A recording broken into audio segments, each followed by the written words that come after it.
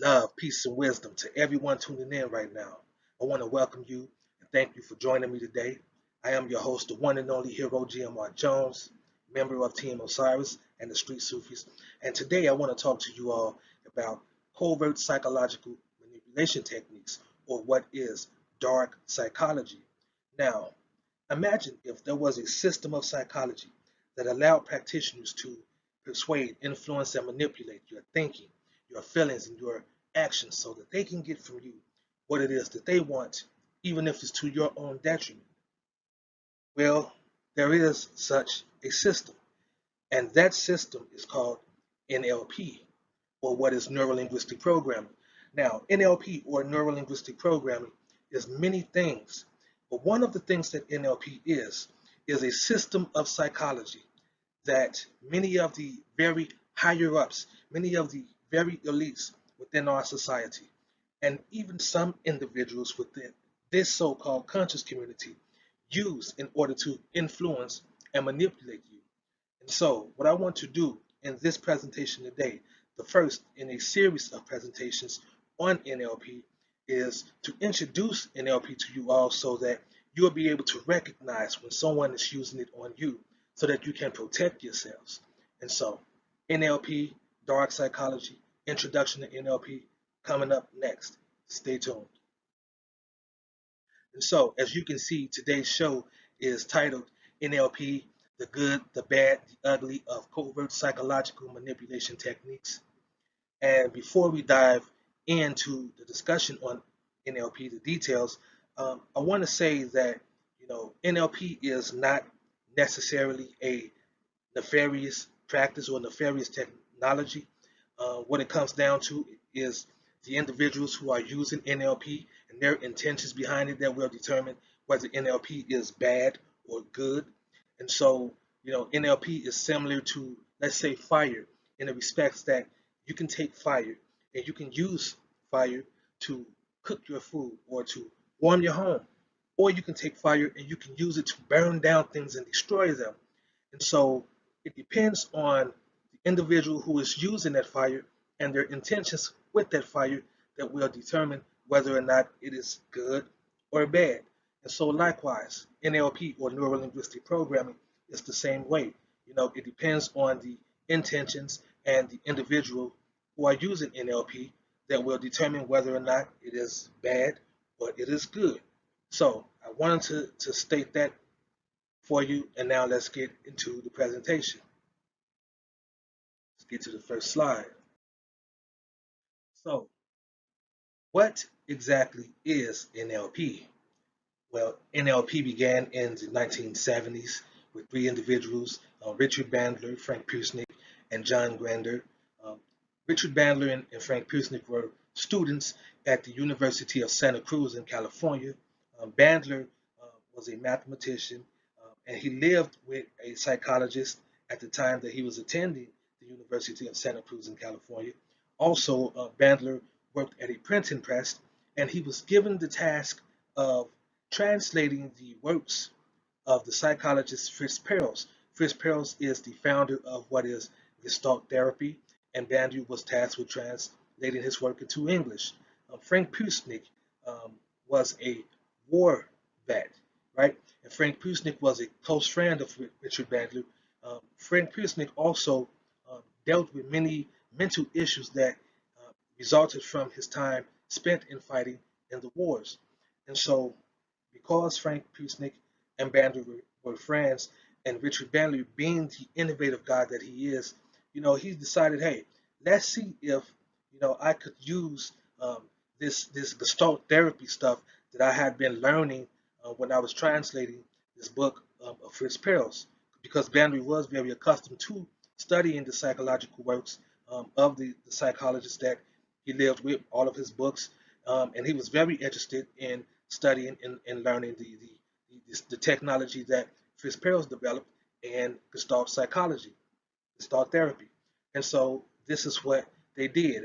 After school, Bandler and Pusnik would hold sessions whereby they would utilize what Bandler had learned of Gestalt therapy on, or with Pusnik, and they would get amazing results.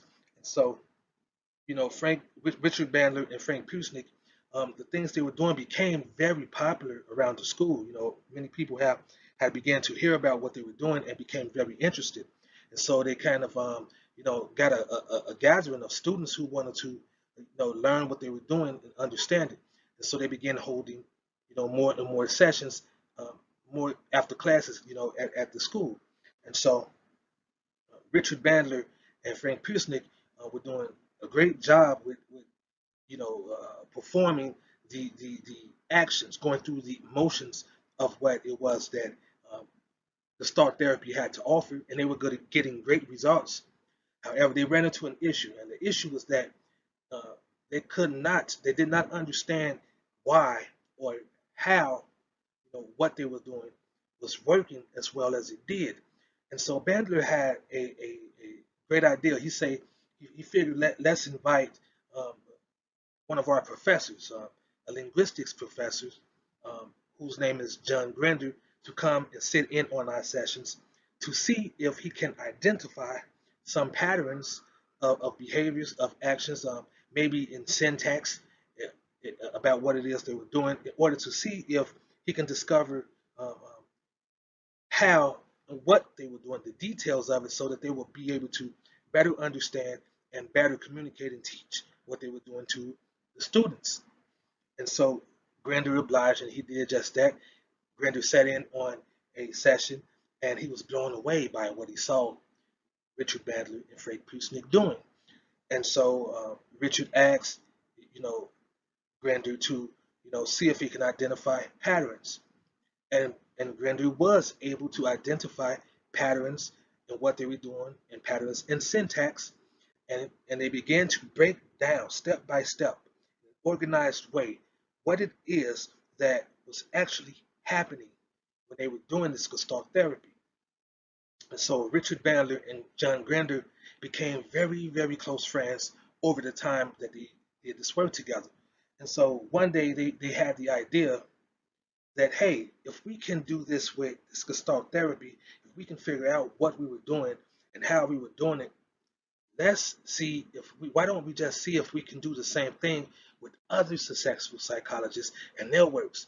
So what they did was they studied the famous family psychologist or psychiatrist Virginia Satir. She's very popular in her day for getting amazing results with families. And so they studied her work. They studied what she did, how she spoke, various idiosyncrasies in her ability to get the results that she was able to get. And they did find patterns in what she was doing. And so one day, Grander and Bandler, they met a guy named Gregory Bateson. And Gregory Bateson saw what Bandler and Grander was doing, and he was completely blown away. And so he offered um, Bandler and Grander the opportunity to meet with a very famous psychotherapist, a hypnotherapist to be exact. Hypnotherapist's name was Milton H. Erickson. And so Bandler and Grander did meet with Erickson, and they decided, hey, okay, we're going to see if we can do the same thing with Erickson that we did with Virginia Satir and the works of Fritz Perls. And they were successful. They were able to identify patterns of behaviors and actions that Milton H. Erickson was doing that got him his amazing results. And so that is how NLP began. NLP began as a system of modeling, a system of mapping out excellent behaviors. And with this model, with this skill of modeling excellent behaviors, excellent skills, what they did with NLP is they went on to model many different fields, many different skills from different individuals, and they put together what came to become known as NLP. Now, over the years, many of their students and many other individuals have come to contribute to the overall formation of what we have today as neuro-linguistic programming. Now, that's just a little bit of history I want to give you. I don't want to go too much into the history, but give you just enough that you can do your own research on it and learn more if that's what you're interested in. So now let's move on to the next slide. And so if you look at your screen, you can see that NLP stands for Neuro-Linguistic Programming. Now, to understand this term, Neuro-Linguistic Programming, it would be beneficial for us to break down each word in the term. And so the first word in the term Neuro-Linguistic Programming is neuro, and that is the N in NLP. And so what the N in NLP stands for is our neurology, or our nervous system, through which we gather and process information via our five sense modalities. So that is, we take in visual information through our eyes, auditory information through our ears, olfactory information through our nose, gustatory information through our tongue, and we take in kinesthetic information uh, through our nervous system that runs throughout our body, and the nerve endings that are at the surface of our skin. And so the important thing to note is that when we have an experience, whether it is an internal experience or we are experiencing our environment, what happens is when we gather information and we process this information, what our mind does or our brain does is it makes a model of our experience, right? So it makes this model of our experience, and it creates what are called internal representations. Internal representations. Now, internal representations are divided into the various sense modalities that we use in order to have experience. So that means that our brain or our mind maps or models our experience in terms of what we see, what we hear, what we smell, what we taste, and what we can feel, right? And so these internal representations are how we make sense of our experience, and they are the language or the linguistics of NLP. And so this brings us to the next letter. Next letter is L, and that is for linguistics. And the important thing to know is that when we are speaking about language in NLP, we are not only talking about the words we use, but we are also speaking about the non-verbal communication systems through which we represent and give order to and give meaning to our experiences. And so what that is that our language is how we code our experiences, and we code our experiences and create internal representations through pictures, through sounds, through feelings, through taste, through smells, and through the use of words. Okay, so moving on to the next slide. Now, the next slide is programming, right? Now, this is a very interesting aspect of NLP because, you know, there's programming all around us today.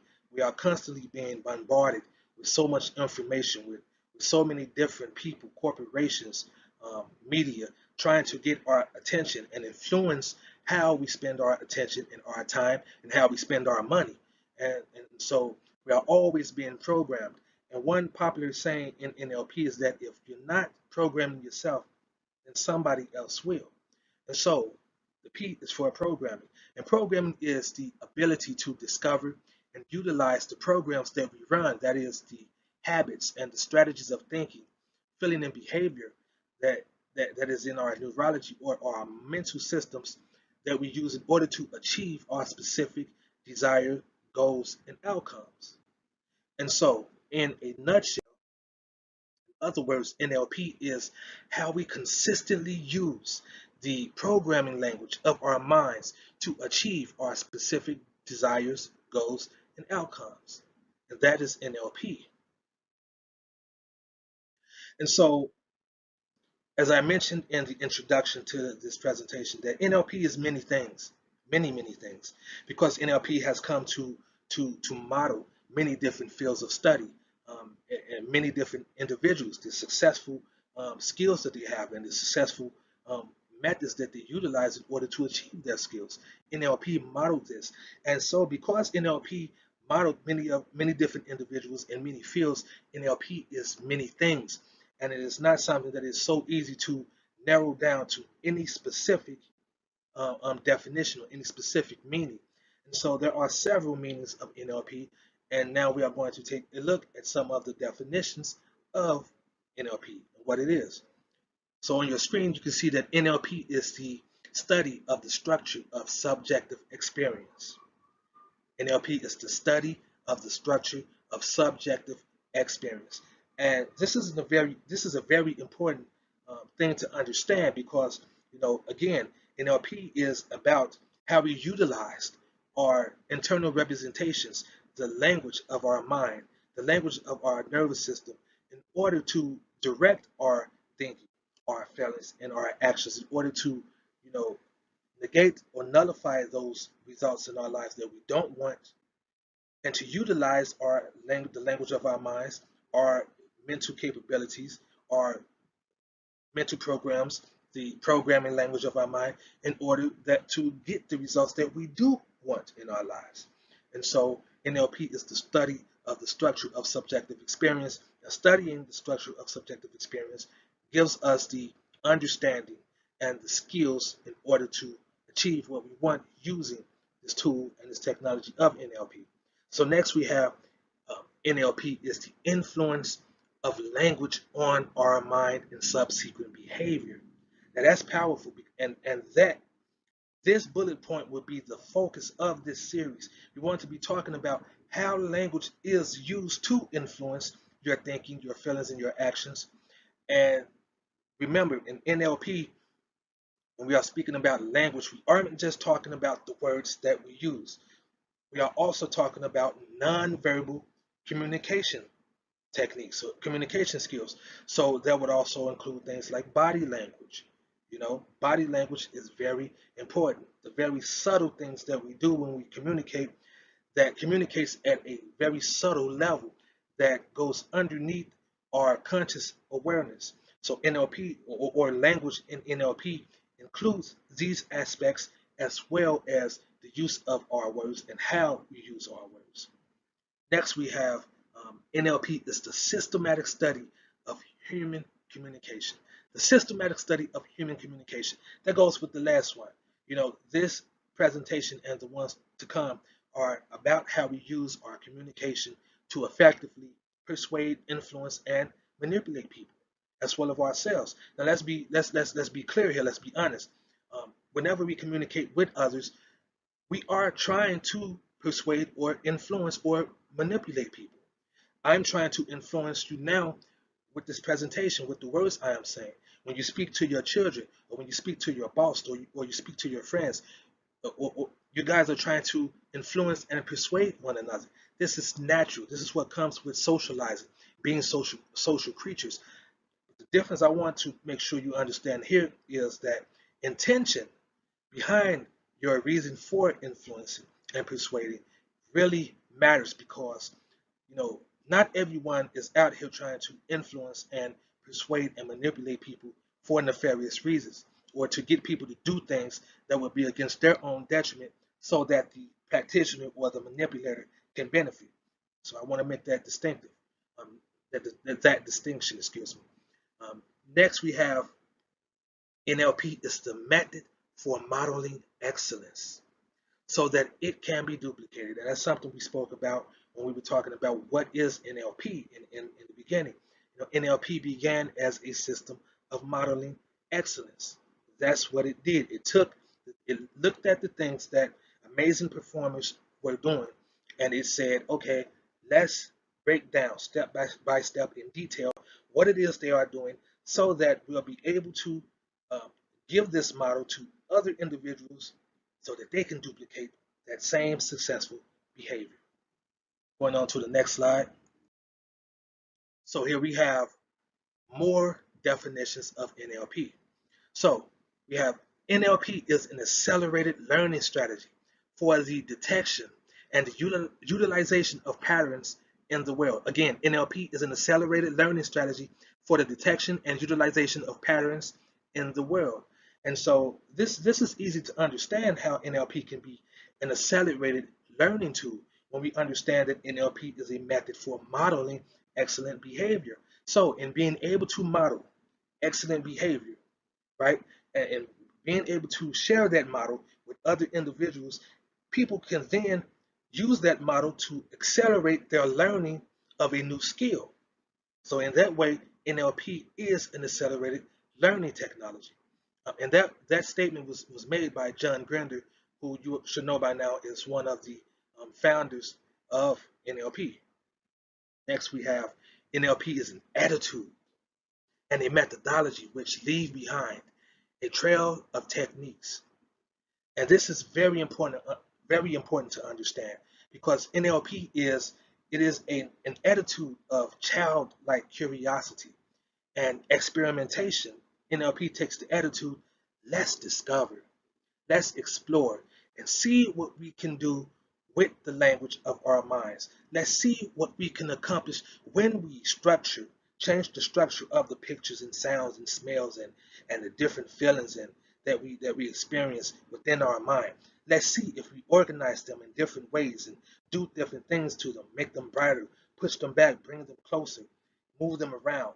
Let's see what we can accomplish. And from that, many of the various techniques that is NLP are born out of that attitude of childlike curiosity and experimentation. And that statement was made by Richard Bandler, who is also one of the original founders of NLP. Next, you see we have NLP is whatever works. It's whatever works. See, NLP models excellent skills. It models the things that people did that were successful. It modeled how they did that and how they accomplished that success. And so successful behaviors is what works. And NLP models that. And so NLP is whatever works. And that statement is from Robert Dilts, who was one of the original students of Bandler and Grander. And he is also an individual who contributed greatly to what became to be formed as NLP or Neuro-Linguistic program. Next, we have NLP is the study of results. See, this is what NLP is all about. It's about getting results. It is outcome oriented. NLP is, and so excellent behavior, getting the results we want, nullifying or negating the results that we don't want. This is what NLP is about. Let's get rid of the results we don't want, and let's figure out how to get the results we do want. So NLP is the study of results. Next, we have NLP is mental emotional mastery. Now, this is amazing. This is an amazing skill in NLP. It reminds me of meditation in a way that NLP allows you to observe the various actions of your mind, of your internal experience, in a way that allows you to have some kind of ability to shape your inner experience, your inner emotions, your mental perspectives and your mental actions. NLP allows this, and then being able to have this kind of strategic ability to shape your inner experience, shape your mental and emotional states, then NLP is mental emotional mastery. Next, we have NLP is a user's manual for the brain. Now, with everything that has been said here, this last statement should easily be accessible to you, most agreeable to you, because that's all we have spoken about so far in these definitions of NLP is how NLP gives you the power, gives you some control over your inner states, over your emotional states, over the way we use our minds and our emotions, and the various internal representations that we create through our processing and gathering information in order to achieve specific results in our lives. And so in that way, yes, NLP is a user's manual for the mind or for the brain. Now let's go to the next slide. So, story time. Now, with all that has been said, I want to now tell you a story that will help you understand what NLP is. At least that is my intention. So the story goes like this. One day, a little boy walked up to his mother who was cooking in the kitchen, and he looked at his mother and said, "Mom, can you please tell me about that NLP stuff you're always talking about?" And the mother looked down at her son and said, "Oh yes, son, I'll tell you what NLP is, but before I do, will you please go into the living room and ask your grandfather how's his arthritis today? Ask your grandfather, how is his arthritis today? And so the little boy ran to his grandfather in the living room. Grandpa, how's your arthritis today? And the grandfather moaned and groaned. Oh, it's really bad today. And on rainy days like this, it's much more worse. Oh, the pain, groaned the grandfather. So the little boy went back to his mother. Mom, Grandpa said he's in a lot of pain today. His arthritis is really bad, and that rainy days like this makes it worse. Then the little boy looked at his mom, and he said, Mom, now will you tell me what NLP is? And the mother looked down into her son's eyes, and she said, Yes, son, I will tell you what NLP is. But before I tell you what NLP is, I want you to go back into the living room and ask your grandfather, what is the funniest thing you remember you ever did when you were just a little boy? So the little boy ran back into the room with his grandfather. Grandpa, can you tell me what's the funniest thing I ever did when I was just a little bitty boy? And the grandfather burst into laughter. Oh, wow. There are so many different memories I have of you that are so funny. But one memory sticks, and one memory comes to mind. There was this time I took you on a trip with me to the store, and we were walking down the street, and you were singing a nursery rhyme that you had just learned. And I guess you were singing quite loudly because as we passed by a man on the street, looked down at you and gave you a snarky little look, put his hands on his hips and said, Well, why don't you just quit making all of that noise? And the funniest thing happened. You looked up at that man and you said, I'll sing as loud as I want, egghead. Oh, ho, ho, ho, ho, left the grandfather. And so the little boy went back into the kitchen with his mom. Mom, Grandpa laughed so much. He laughed so loud. He told me the story. He seemed very happy. And it was very funny. And the mother looked at her son and said, Yes. The little boy said, Now, Mom, will you tell me what is NLP? And the mother looked at her son and she said, Son, do you see how you changed your grandfather's mood, experience, and attitude with just a few words? That, my son, is NLP. So let's go on to the next slide. So let's talk a little bit about who uses NLP, who needs NLP, or who can use NLP, right? And so we have here a list. Doctors use NLP or can use NLP because NLP is a great tool for communication, for effective and efficient communication. And as we all know, doctors really need to be able to communicate with their patients and most often to be able to share what is not so good news with their patients in a way that is not so alarming. So NLP communication skills will really come in handy for doctors. And there are many doctors who do use these skills. Therapists use NLP.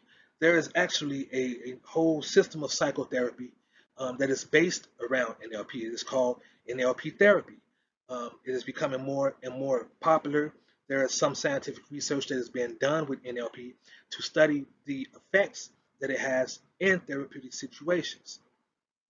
Next, we have educators. Educators can use NLP because educators have to communicate their ideas and their lessons to their students, and NLP can help them do that.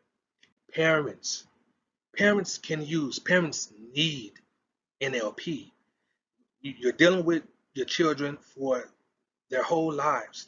And oftentimes we have to communicate with our children, and in communicating with them comes a great deal of responsibility that the parents have to bear in how they communicate with their children, how they guide, how they direct their children so that their children can have a successful life.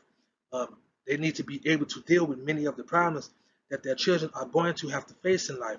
And so being able to communicate in a way that is very effective and that helps the parent to successfully achieve communication and directing and guiding their children.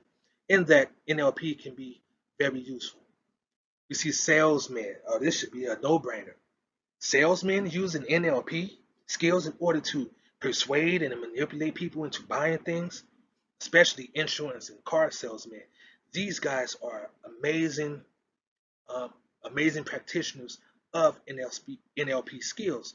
Um, all you have to do is just go to any store, electronic store, go to any car place and speak to the car salesman, and you will see how committed these salespersons are to selling you that car. And they have learned many different techniques and strategies, ways to speak, and using intonation, using vocal markers or physical markers through their body language, and various other skills in order to persuade and influence buyers. Lawyers use NLP, or they can use NLP, or they need NLP. Um, Lawyers, as we know, have to speak in front of many people all the time, jurors, as well as judges. And lawyers need to be persuasive because that's what they do. They fight they fight for their clients, and so they have to fight against other lawyers who is also trying to persuade, the situation, the case in favor of their clients. And so NLP, the ability to persuade and influence the thinking, feeling, and behaviors of others is definitely a skill that lawyers can use. Police officers. You have to be really careful when talking with police officers. And most attorneys will tell you to not even speak to police officers, to don't say anything to them other than what your name is, like giving your identification, because anything you say can and will be used against you in the court of law. And anyone who has been stopped, by the police, especially those of us who live within the African American community, the Black community, we often experience being stopped by police officers for what we consider to be no reason at all. And then the police seem to us to be suspiciously searching for something to harass us about, to arrest us for. And oftentimes they ask, very weird, very strange questions, the kinds of questions that would seem to cause us to incriminate ourselves. Things like, well, where's the gun? Or where are the drugs? The kinds of questions that presuppose that whatever they're asking us is already the case. And so it's important to be very cautious when dealing with police officers, because many of them do use many techniques from NLP. So be wary of that. Politicians. Oh, this is another one that should come as no surprise. We were talking about the higher ups and the very elites within society. Well, that's the politicians. I mean, it's no secret to us that politicians get up there behind that podium and they spew, all of these words at us, trying to influence and convince us to agree with what it is they have to say, to sway us to their policies, to the laws, to the codes, to the statutes that they want to push. And so politicians are very, very skilled at using NLP and hypnotic techniques, linguistic hypnosis, which is an aspect of NLP as well, which we are going to see later on as we get into further shows, later on down the line. So next we see public speakers. Public speakers can use or need to use NLP. You're speaking in front of crowds all the time. What better, what better skill to have than NLP to help you communicate effectively, to help you persuade and influence others to undertake or to side with your perspective, or to agree with whatever information you are communicating. NLP just in general, even if it's not about getting someone to agree with you, in general, NLP is very useful in getting your ideas across to others. So public speakers can really benefit from this. Next, we have personal growth seekers.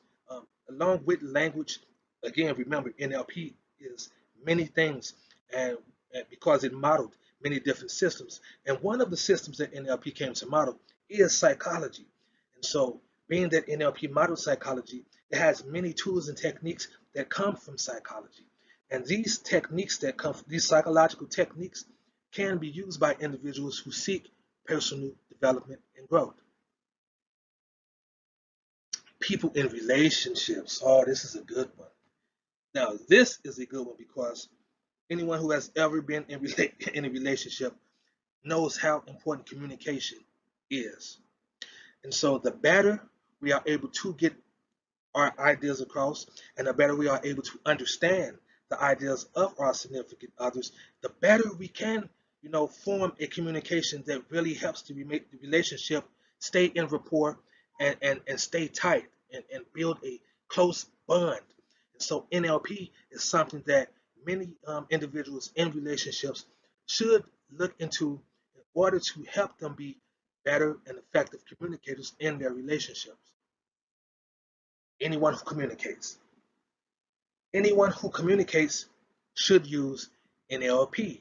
I mean, do I need to say again how amazing, how effective and impactful NLP is in allowing others, the individual, to be able to communicate effectively, to get one's ideas across to others, even in a subtle way. NLP is amazing for that. So anyone who speaks, anyone who communicates can use NLP. Moving on to the next slide. And so this concludes this very short presentation on NLP. And I hope that you all have learned something here.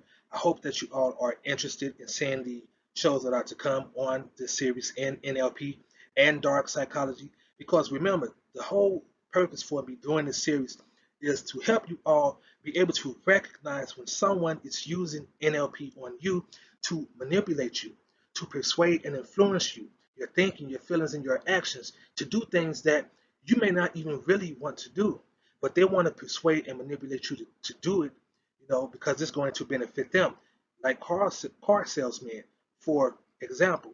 So this will conclude this particular presentation, this particular show. I hope you've enjoyed it, and feel free to leave feedback and also ask any questions you may have, and I'll get to them in later presentations, later shows to come in this series on NLP